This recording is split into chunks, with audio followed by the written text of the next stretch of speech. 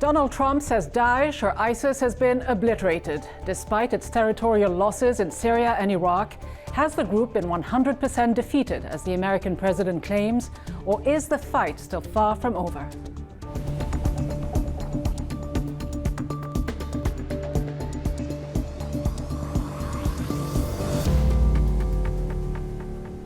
Hello and welcome to Bigger Than Five with me, Rida Fakhri. 5 years ago, a group calling itself the Islamic State, or Daesh, emerged across eastern Syria and northwestern Iraq. Its fighters captured city after city, including Mosul, Iraq's second largest, proclaiming a so-called caliphate on the 30th of June 2014. Now, at the height of its power, Daesh controlled more than 88,000 square kilometers between Syria and Iraq. That's an area that's larger than Belgium and the Netherlands combined. With more than 40,000 fighters from 100 countries, the group carried out attacks in Iraq, Syria, and 29 other countries. It generated billions of dollars to finance its operations, most of it coming from oil, taxation, robbery, and kidnapping.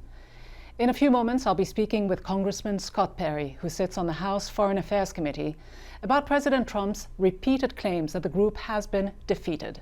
But first we begin in Iraq, where millions of people lived under Daesh's oppressive rule. So what was life like for them? We went to Mosul to hear from some of the locals. داعش ما خلى شيء ما نفذوا وعملوا والتجارب بهاي المدينة.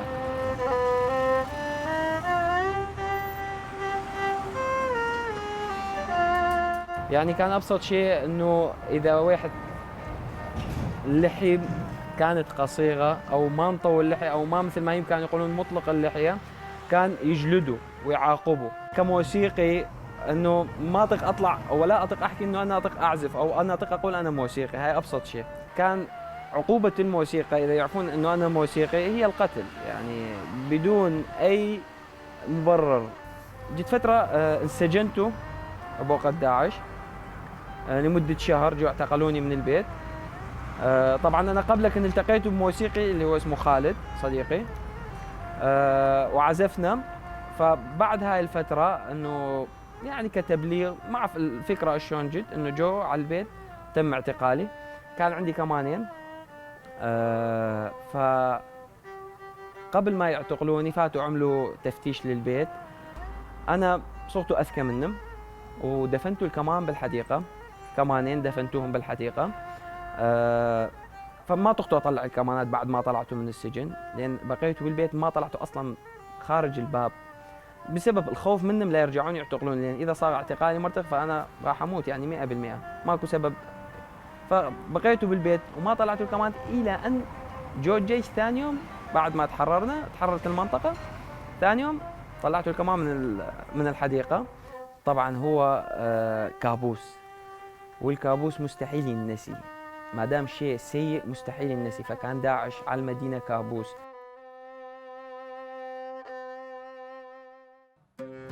كمرأة أو كنساء هون بالموصل، الحياة بظل وجود داعش كلها كانت عبارة عن خطر، عن تهديد مستمر.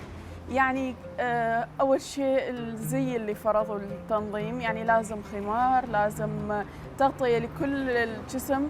كانوا يحاسبون على أدق التفاصيل، يعني إذا ممكن أحد الكفوف إذا المرأة كانت نازعته ممكن تتعرض للضرب، إذا شوية لبسها ما كان يناسب التنظيم ممكن تتعرض للجلد. هاي عدا عن الإجراءات اللي كانوا كل فترة يطلقوها، أنه هم ممكن يزوجون البنات بالغصب. وصلوا مرحلة أنه حتى إذا المرأة اندق باب البيت وفتحته ممكن تتعرض لمساءلة، أو ممكن زوجها أو أخوها أو ولي أمرها يتعرض للاعتقال أو للجلد أو للغرامات. كان بشكل عام لازم تروح للطبيبات، لكن إذا مثلا اضطرت أو إذا بالمستشفى بالطوارئ تروح للطبيب لازم بس بالنظر وبالسمع، يعني بدون كشف، بدون أي شيء. يعني كان جدا ممنوع. فترة اللي صار بها سقوط الموصل كانت فترة امتحانات بالنسبة لنا كطلبة بالجامعة، أغلب الكليات تعطلت. فخلال هاي ال3 سنوات أنا ما داومت وخسرت 3 سنوات من حياتي الدراسية. والله للحظة أيست أنه ممكن تتحرر الموصل أو أنه ممكن نرجع يعني إلى الحياة مرتلخ. وصلنا مرحلة يعني يأس شبه تام. يعني كمية الكبت اللي كانت موجودة مجرد ما صار التحرير انطلقت الناس كله، يعني أنا أو غيري كأنه شخص مسجون وتحرر.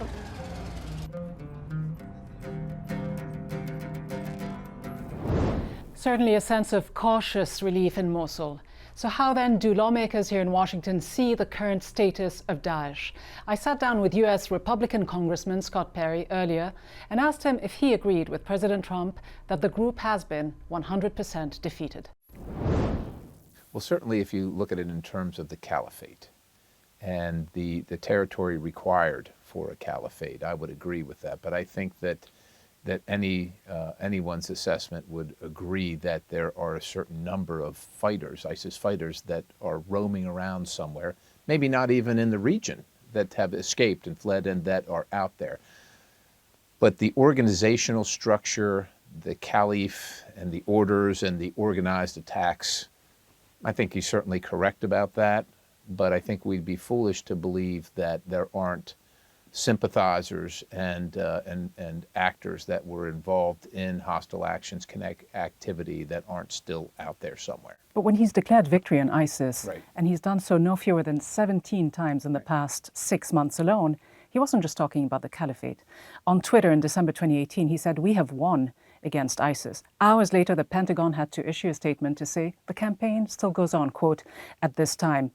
And then in February 2019, he announced again that ISIS is 100% defeated. The Pentagon did not confirm his remarks, so clearly there seems to be a disconnect between the military advisors and the president. Who do you think, Congressman, has got it right, the president or the generals? Both of them, and this is why, as a person who works in political office as well as has been privileged to wear the military uniform of our country, in the military we have very specific definitions of what defeat means, of different gradations of conflict and what they mean, and we work on that very specific level. As a policymaker, you don't work with those definitions. You work in a more abstract area. But were his statements accurate? Were they premature? Because it does sound like an oversell to the American people, doesn't it? When you consider what several U.S. senior military officials have said. Take U.S. Army General Joseph Votel, who said this a couple of months ago. He said ISIS still has the leaders, still has the fighters, still has the resources.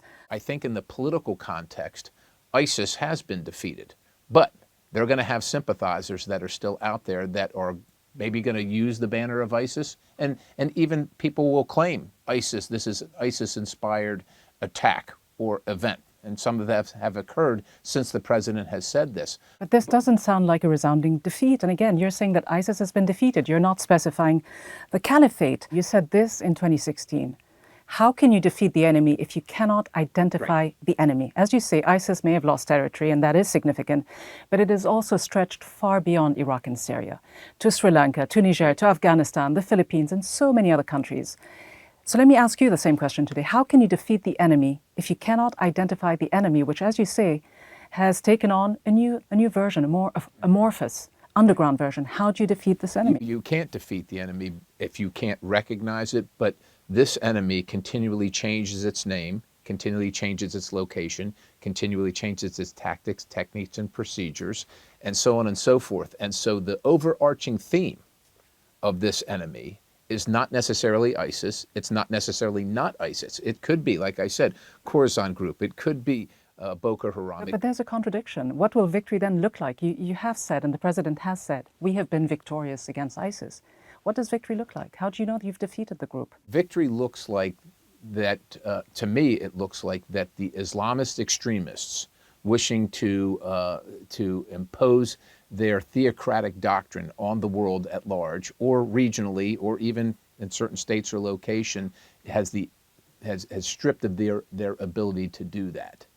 That's what victory really looks like. But that's going to happen in parts, in geographic parts and in organizational parts. So we might be victorious over Boko Haram at some point, but we are not yet. So we're talking about ISIS, though. You said when President Obama, said a couple of years ago that he thinks ISIS can be contained, You criticized him for that. You said ISIS should be eradicated. It should be eradicated. Can it be eradicated militarily, and how do you destroy its ideology? Destroying the ideology is a longer-term prospect, but destroying its ability to, and this goes to military definitions as well, destroying its ability to conduct operations successfully, generally speaking, from a military sense. If the enemy is incapable of conducting operations, that is seen as defeat of the enemy. But it certainly hasn't been.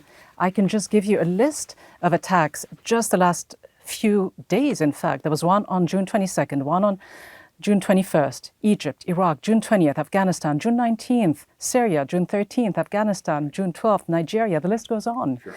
There were 283 attacks, more than 1,200 people killed by ISIS so far in 2019. So are those being ordered and instructed by al-Baghdadi and the leadership, or are those claims of affiliation to ISIS by individual actors or individual group actors in those locations? And I think there's a significant difference. And sure, like I said, there are going to be sympathizers, there were foreign fighters and indigenous fighters that joined the ISIS ideology and now have dispersed and are conducting attacks and attributing them to ISIS. But it is not the same as being directed from the hierarchy to do this in a coordinated way to achieve a certain end. Well, it does sound like it's political expediency, though, when President Trump and many Republicans as well echo his view that ISIS has been defeated, when you yourself admit to the fact that there is a whole ideology out there, sympathizers, if not sleeper cells, and we know that there are plenty of those. Sure. Ambassador James Jeffrey, the Special Envoy for the State Department's Global Coalition to defeat ISIS, said this just a couple of months ago. He says ISIS still lives in various cells and in the minds of many of the people in the areas that we've liberated. Right. Is this just a temporary defeat at the very best? It will be a temporary defeat if we don't stay vigilant ourselves and continue to work with our partners in those regions. And that was one of my frustrations with the previous administration, who said, we're done here, and just walked away completely. But hold on, this is what President Trump did, because as soon as he declared ISIS defeated 100% in late February, he also said that he was actually walking away from Syria, pulling out 2,000 troops. His own Pentagon chief resigned, right? But he said he would. So my question to you is, was he right or wrong to suggest that the fight against ISIS was over and it was time to leave? How do you remain vigilant then? He has left troops in the area because he was advised by his advisors that these folks are still out there, these individuals are still out there. And he is working in a paradigm as well where we have multiple threats. And so we have limited resources. And as much as we don't want to be the world's police, but we want a stable, secure world, and we have to rebalance our assets as appropriate. And I think that's what he did. But does ISIS still pose a threat? Absolutely. The ideology, whether it's ISIS, whether it's al-Qaeda or any of its affiliates, absolutely pose a threat and will continue to do so. So let me ask you this about the ideology. There's the ideology and the funding. You previously said that the Saudis have been, quote, duplicitous and unreliable. You said this at a House hearing on the US-Saudi counterterrorism relationship on the 24th of May 2016. Right. This was during President Obama's time in office. Right. You said that Saudi Arabia spends around $4 billion or more a year to spread Wahhabism around the globe. You asked this, you said, as an ally, is it too much to ask them to stop that? So today, would you ask the same of President Trump as you did of Obama? Absolutely. To put pressure on the Saudis? Absolutely. Have you? Absolutely. Do you believe that the United States has been, in some ways, complicit in all of this by allowing its close allies, Saudi Arabia, to fund the sort of ideology to spread Wahhabism while it looked the other way? Complicit is an interesting term that I'm not sure I'd use, but I would say neglectful of Saudi Arabia's support of Wahhabism around the globe, funding, financing, supporting ideologically, but I also think that Saudi Arabia and the new leadership in Saudi Arabia has seen what has come from that, and is trying to make significant strides to change that. It takes time to move a big ship and change the greater opinion of a population that has been supportive of a certain policy over many, many decades, and it's not going to turn on a dime. But I do see movement in that regard that I think is positive, and so I'm willing to give some space in that regard and not be completely critical. But we have to understand and recognize where this thing started. So does that mean you've changed your tune when it comes to the Saudis? I'm in this case, President Reagan used to say trust but verify. I'd rather say verify and then trust. So the jury's still out, but I think they've made some statements and taken some actions that lead me to believe they're heading in the right direction. We'd like it to go faster, but it's easy for me to say. I'm not leading in Saudi Arabia, and I'm not living in Saudi Arabia. So I think it's difficult for them, and I understand that. But I'm willing to acknowledge that they seem to be changing their opinions a bit, and I think that's a good thing.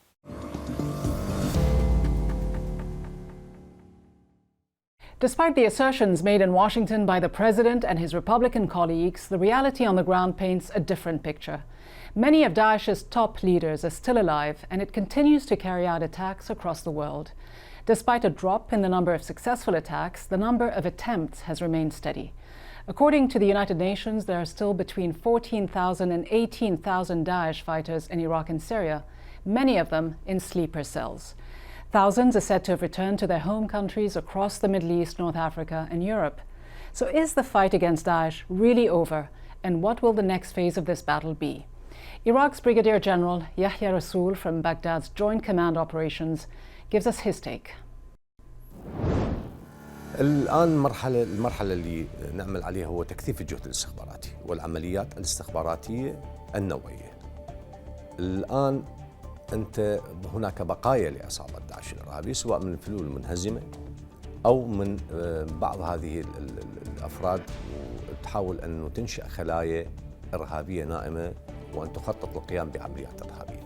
الآن لا يوجد قدرة لهؤلاء الإرهابيين وعصاباتهم أن يقومون بعمليات قتالية أو يسيطرون على مدن أو بقعة معينة من الأرض، لكن نركز على أن نمنع هؤلاء الإرهابيين أن يقوموا بأي عمليات، وفي نفس الوقت إلقاء القبض عليهم ونكثف العمل والجهد الاستخباراتي من خلال المصادر، من خلال الطائرات المسيرة، من خلال الكاميرات الحرارية، من خلال العمل النوعي الذي نقوم به. وحقيقة حققنا ضربات موجعة لبقايا هذه العصابات. وفق معلومات استخباراتية عراقية دقيقة، استطعنا خلال هذه الضربات والعمليات النوعية أن نقتل عدد من الإرهابيين، وأيضا تدمير أوكار والاستيلاء على معدات وأسلحة تركها هؤلاء الإرهابيين بعد العمليات التي تنفذ من قبل القطاعات العراقية. تم إلقاء القبض على 8 إرهابيين يعتبرون مهمين جدا، ومنهم والي الجنوب. كذلك هناك عدد من الإرهابيين يحملون الجنسية الأجنبية، وخص بالذكر منهم بحدود 14 يحملوا الجنسية الفرنسية. تم إلقاء القبض عليهم بعملية نوعية من قبل أبطال جهاز المخابرات الوطني العراقي بعد استدراجهم، وأيضا حولوا باتجاه القضاء العراقي. ما نعمل عليه هو أن لا نعطي فرصة لهؤلاء الإرهابيين أن نستمر بعملياتنا وأن نقضي عليهم، وفي نفس الوقت عندما نلقي القبض على هؤلاء الإرهابيين يحالون إلى القضاء لينالوا جزاءهم العادل. With the focus now on intelligence gathering and accountability, let's turn to our guests. Tom Sanderson is the former Director of Transnational Threats at the Center for Strategic and International Studies. He's also a geopolitical affairs consultant. And Daniel Gabriel is a former CIA counterterrorism officer. He has completed 6 tours of duty in Iraq and Afghanistan. He's also a filmmaker. His feature-length documentary, Mosul, is about Iraqis uniting to reclaim the city from ISIS. Dan Gabriel, you know Mosul and Iraq particularly well. But looking at your recent tweets, you seem skeptical that ISIS has indeed been defeated the way the US president claims. Well, look, I think if we look at the caliphate as a regional or a political entity, I think it's safe to say that they no longer hold Mosul and they no longer hold Raqqa. But I think Tom would probably agree with me that it's really about an ideology. And that's really where we need to pay our attention going forward. And so what about the remnants and the sleeper cells? When you were there on the ground, and this was many years ago, did you see anything to suggest that they are still deeply entrenched within the social fabric of that city? Well, certainly. In the film we show, there's a scene where there's refugees that are crossing the river. And the question for the Iraqi security forces is to weed out who is really a refugee and who may actually be embedded still with ISIS and just trying to escape. And can you ever do that, Tom Sanderson? It's extremely difficult to do. You're relying on witness accounts from the battlefield. You also have to deal with people who are providing false testimony in order to get a rival in trouble. It is a very fluid environment, very difficult to weed out those who are truly responsible for actions inside of ISIS. And you've been traveling to the border between Turkey and Iraq. You have met some of the ISIS fighters. How much disarray does the group seem to be in? The fact that they have lost their so-called caliphate, does that mean that they no longer pose the threat that they once did? They do continue to pose a threat. However, it is critical and a great development that we were able to remove the territory which they controlled, which is about the size of Great Britain. Real estate is revenue, and they were able to generate a lot of funding to provide for the 45,000 foreign fighters that came to join them, that provided the social services, that gave them credibility in the ability to recruit worldwide. Taking that away was a critical step, but it is not the end of the story. And in taking that away, Dan Gabriel, a lot of unlikely bedfellows came together to fight this common enemy, from Iran to Russia to the United States. And the liberation of Mosul and these other cities like Raqqa in Syria did not come at a very low price, did it? I mean, these are cities that were pounded for days by the most sophisticated air forces, more than 40,000 civilians apparently killed. Right. I think from the outset, the conclusion was never in doubt in terms of there would be a military victory over this relatively small number of ISIS fighters, certainly given the large array of uneasy allies that were arrayed against them. I think the question has always been, and certainly this is really the central theme of Mosul, is what happens after the military victory, and do these groups go back to their old ways? So what happens after this victory, Tom Sanderson? Has Donald Trump overstated the value of ending the so-called caliphate? He has overstated it, but I think that the Department of Defense, the intelligence community, and the broader counter-ISIS coalition around the world understands where we are in the battle against this group. It is ongoing, it is ideological in nature. There are many other steps that we need to take. The military is one element of it, and we have been effective in that. But the question at the end of the day is what fills the space that we've taken away from ISIS? What does fill the space in the former caliphate area? Is there economic development? Is there efforts to address sectarianism and all the other elements that make this still a viable recruiting ground for ISIS? And how effective, Dan Gabriel, from your knowledge of ISIS and their recruits, how effective is their local knowledge combined with their technical know-how? Despite the declarations of victory, there are reports that suggest that they are actually ramping up their attacks in northern Syria, in Iraqi Kurdistan. Does that make Mosul particularly vulnerable? In Sri Lanka, sure. What the next ISIS looks like, nobody knows. But there's no doubt they're evolving, and that threat is emerging. But so how do you stop that threat? Well, it's a full spectrum of government and non-government efforts that incorporates development and aid, it incorporates military power and law enforcement, and certainly diplomacy. But this is a heavily decentralized structure now that Tom Sanderson, ISIS operates under, and there's the other issue of the funding. According to a UN report published just last January, the group has anywhere between $50 to $300 million in cash hidden in Syria or Iraq or smuggled into neighboring countries. Yes, and they can use that for recruitment, they can use it for operations, for encrypted phones, they can do it for use it for all manner of tools and opportunities they need to continue their fight. And this is spread out among many countries, and in some ways it's a little bit harder to counter them now because they don't have that center of gravity that the caliphate represented. And what about this brand, this global brand that they have built, Dan Gabriel, which anyone around the world can tap into and exploit? The key to countering it is, as Tom mentioned, partnerships, collaboration, and alliances. But mostly with whom? Well, I'll give you something that's probably not well known and certainly not popular in this town. But if you look at Mosul, you'll see the Iranian influence to assist in the liberation of Mosul from ISIS. And that's something that certainly as Americans don't necessarily understand that immediately. So, you know, whether the administration is able to look for ways that they can find common ground with the government of Iran to fight Islamic extremism, maybe that's a bridge too far. But what we do know is that it's been now 4 years or 5 years rather, since Operation Inherent Resolve. And that really is a measure of what we're talking about. It was the ability of the U.S. government and our partners, including the Iraqi security forces, to train and equip Iraqis to fight the battle against ISIS, and that's what the film shows. And what about accountability, because we know now that the Iraqis are actually conducting some of these trials to try some of the fighters who've been, or at least who are suspected of having carried out some of these atrocities during the Battle of Mosul.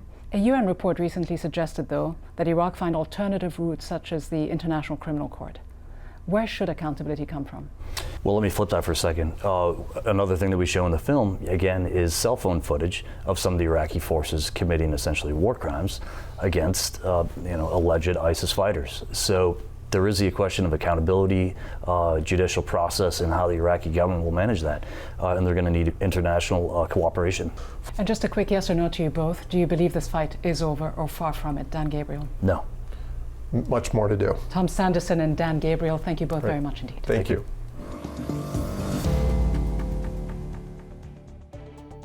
So while the so-called ISIS caliphate has been vanquished, at least for now, its ideology will be harder to fully eradicate unless all state and non-state actors stop supporting such groups in their proxy wars. From me, Rida Fakhri, and all the team here in Washington, thanks for watching. See you next time.